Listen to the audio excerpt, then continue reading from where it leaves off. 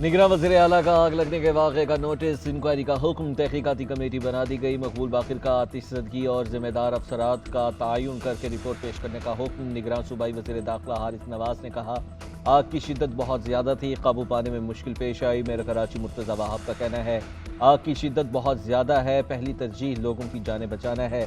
शहर की तमाम कमर्शियल इमारतों का फायर ऑडिट किया जाएगा। पीपल्स पार्टी के चेयरमैन बिलावल भुट्टो जरदारी का आतिशज़दगी के वाक़े पर इजहार अफसोस। मेयर कराची से राबिता, नुकसानात की तफसीलात तलब।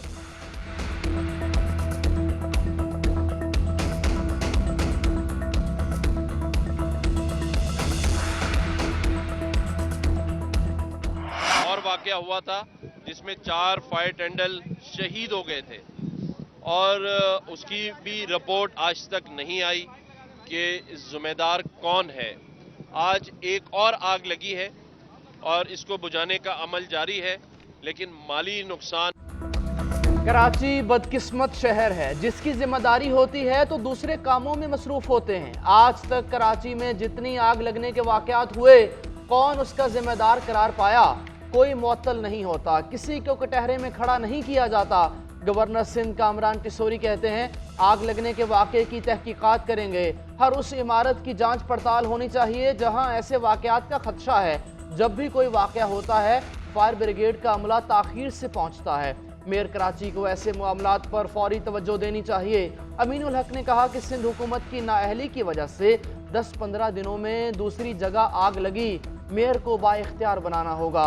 रऊफ सिद्दीकी भी जाए वक़ूआ पर पहुंच गए। इमदादी कामों पर अदम इत्मीनान।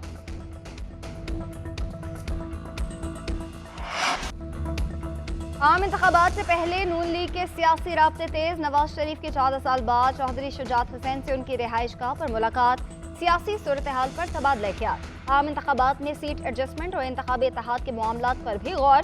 नून लीग की काफली को MNA की 2 और MPA की 3 नशिस्तों पर सीट एडजस्टमेंट की ऑफर।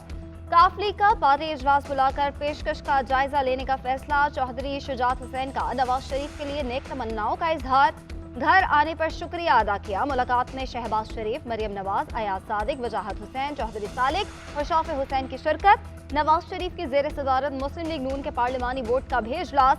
बलोचिस्तान में टिकट के उम्मीदवारों के इंटरव्यू।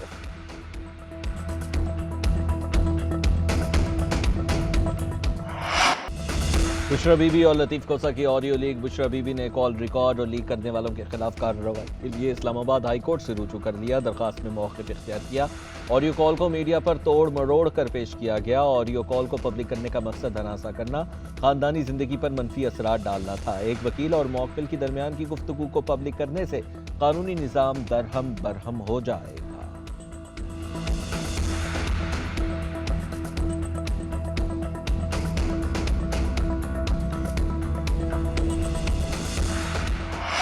तोशाखाना में नाअहली के फैसले के खिलाफ अपील वापस लेने की दरखास्त खारिज। इस्लामाबाद हाई कोर्ट ने बानी चेयरमैन तहरीक इंसाफ की अपील पर महफूज फैसला सुना दिया। केस इस्लामाबाद हाई कोर्ट ही सुनेगी।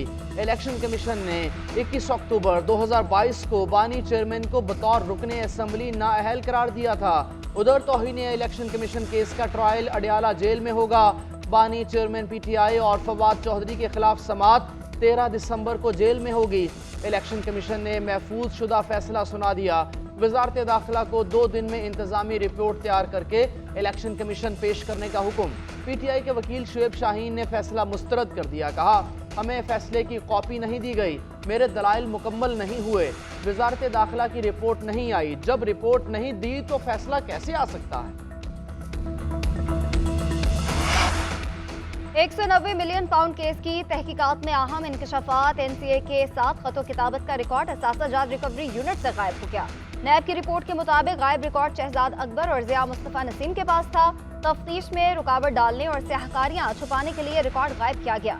190 मिलियन पाउंड सेटलमेंट से पहले प्रॉपर्टी टाइकून ने शहजाद अकबर के हमरा साबिक वजीर आजम से मुलाकात की। उधर 190 मिलियन पाउंड केस का अडियाला जेल में समाअत। गैर हाजिरी पर शहजाद अकबर, जिया मुस्तफ़ा, फरहत शहजादी और जुल्फ़े बुखारी के खिलाफ इश्तिहारी की कार्रवाई शुरू कर दी गई।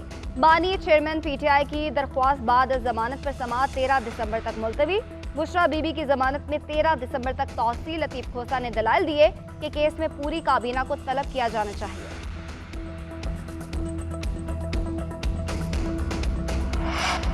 आईनी दरखास्तों को जल्द समाअत के लिए मुकर्रर किया जाए। जस्टिस मुजाहिर नकवी का चीफ जस्टिस जस्टिस सरदार तारिक और जस्टिस एजाजुल एहसन को खत लिखा। प्रैक्टिस एंड प्रोसीजर कानून में दर्ज वक्त गुजरने के बावजूद किसी दरखास्त को मुकर्रर नहीं किया गया।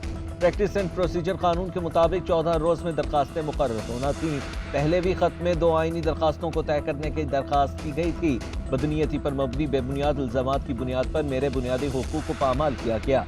आईनी और बुरी रिलीफ की दरखास्तें मुकर्रर करने में मजीद ताखीर शदीद तासुब होगा। मजीद कार्रवाई की बुनियाद पर कोई हुक्म सादिर होना आईनी पेटिशंस की इस्तदा मुतासिर कर सकता है।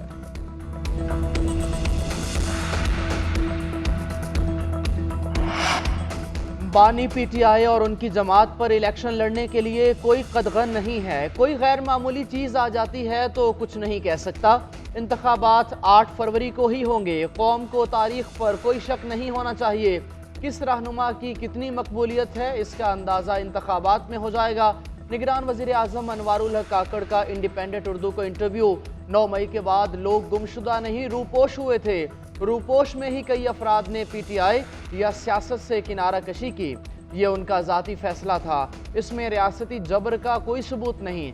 निगरान वज़ीर आज़म ने लेवल प्लेइंग फील्ड ना मिलने के इल्ज़ामात को भी मुस्तरद कर दिया।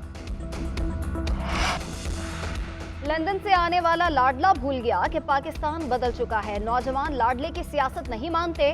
पीटीआई अपने कारकुनान के बाइस खड़ी है। तैमूर सलीम झगड़ा का पेशावर में पीटीआई के कन्वेंशन से खिताब। बोले बानी चेयरमैन डील नहीं करेंगे चाहे 1000 साल भी जेल में रहना पड़े। इंतखाबात में पीटीआई क्लीन स्वीप करेगी। पीटीआई जिला पेशावर के सदर अरबाब शेर अली ने कहा कि पीटीआई किसी रियासती इदारे के खिलाफ नहीं है।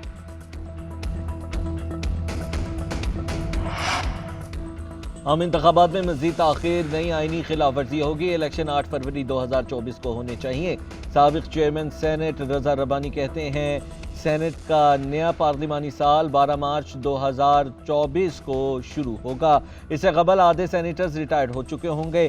सूबाई और कौमी असम्बलियों का इलेक्टोरल कॉलेज मुंतखब ना हुआ तो 12 मार्च 2024 से सेनेट गैर फाल हो जाएगा। निगरान हुकूमत के पास 90 रोज का आईनी मैंडेट है। पाकिस्तान के हुक्मरान तबके को आइन से खेलना बंद करना होगा। फैसल करीम कुंडी कहते हैं पीपल्स पार्टी कल से इलेक्शन मुहिम शुरू करेगी। इंतखाबात फ्री एंड फेयर होने चाहिए। किसी जमात पर पाबंदी नहीं लगनी चाहिए। नासिर हुसैन शाह ने कहा किसी के साथ इंतखाबी इत्तेहाद नहीं करेंगे। लोग बहानों से इलेक्शन से भाग रहे हैं। पीपल्स पार्टी अपने खिलाफ बनने वाले इत्तेहादों से खौफजदा नहीं। पीपल्स पार्टी को किसी भी इलेक्शन में फेवर नहीं मिला।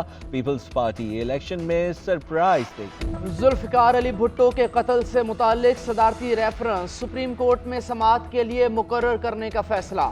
जुल्फिकार अली भुट्टो की फांसी को अदालती कत्ल करार देने का रेफरेंस आइंदा हफ्ते समाअत के लिए मुकर्रर होने का इम्कान। ज़राए के मुताबिक जुल्फिकार अली भुट्टो के अदालती कत्ल से मुताल्लिक सदारती रेफरेंस की समाअत लार्जर बेंच करेगा। जुल्फिकार अली भुट्टो सदारती रेफरेंस की समाअत चीफ जस्टिस काजी फाइज ईसा की सरबराही में होगी। चौधरी परवेज इलाही को तहरीक इंसाफ का मरकजी सदर बना दिया गया। नौ मुंतखब चेयरमैन बैरिस्टर गौहर ने नामजदगी का नोटिफिकेशन जारी कर दिया। फिरदौस शमीम नकवी, कासिम खान सूरी, सेनेटर सैफुल्लाह अब्रो, मुश्ताक गनी मरकजी नायब सदूर, Shah Mahmood Qureshi senior vice president होंगे।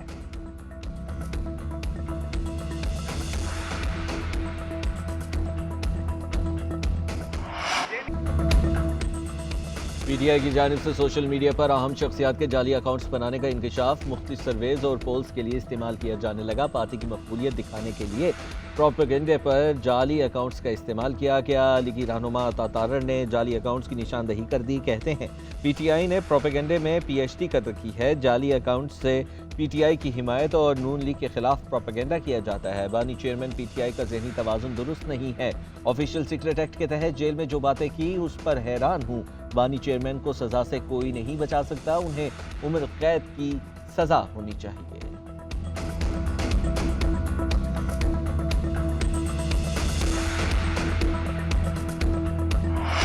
इसराइल को तस्लीम करने की बात हो रही है। हम हुक्मरानों को इसराइल को तस्लीम करने की इजाज़त नहीं देंगे। हुक्मरानों ने इसराइल को तस्लीम किया तो आवाम उनके खिलाफ बगावत करेंगे। मौलाना फजलुर रहमान कहते हैं कायदे आज़म ने इसराइल को यूरोप का नाजायज़ बच्चा करार दिया। 2 रियासती हल को तस्लीम करना मकासद तश्कील पाकिस्तान से इनहराफ होगा। मौलाना फजलुर रहमान का 8 दिसंबर को योम अक्सा मनाने का ऐलान। अमीर जमात इस्लामी सिराजुल हक ने कहा, फ़लस्तीनियों के कत्लेआम पर दुनिया खामोश क्यों है? फ़लस्तीन में कत्लेआम के पीछे अमरीका का हाथ है। मुफ्ती तकी उस्मानी ने कहा, इसराइल से मुताल्लिक़ कायदे आज़म के ऐलान से पाकिस्तान पीछे नहीं हट सकता। 2 रियासती हल की बात किसी सूरत कबूल नहीं।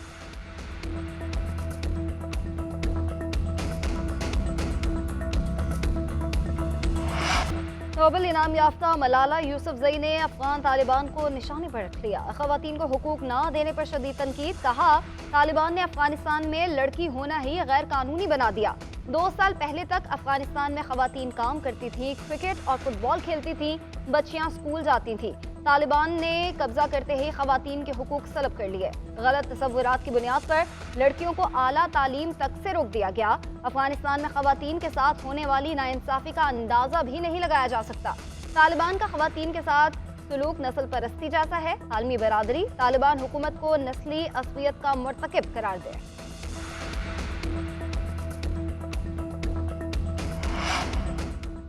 पाकिस्तान और प्राइम मिनिस्टर 11 के मैच का पहला रोज पाकिस्तान के 6 विकेटों के नुकसान पर 324 रन। कप्तान शान मसूद 156 रन बनाकर क्रीज पर मौजूद। सरफराज 41, बाबर 40, अब्दुल्ला 38 रन बनाकर आउट हुए। अब्दुल्ला शफीक कहते हैं, पहला दिन बहुत अच्छा रहा। शान मसूद ने अच्छी इनिंग्स खेली। कोशिश होगी बाकी दिनों में भी अच्छा खेल पेश करें, मेजबान टीम को कम स्कोर पर आउट करें। ये मैच सीरीज की तैयारी में मददगार साबित हुआ है।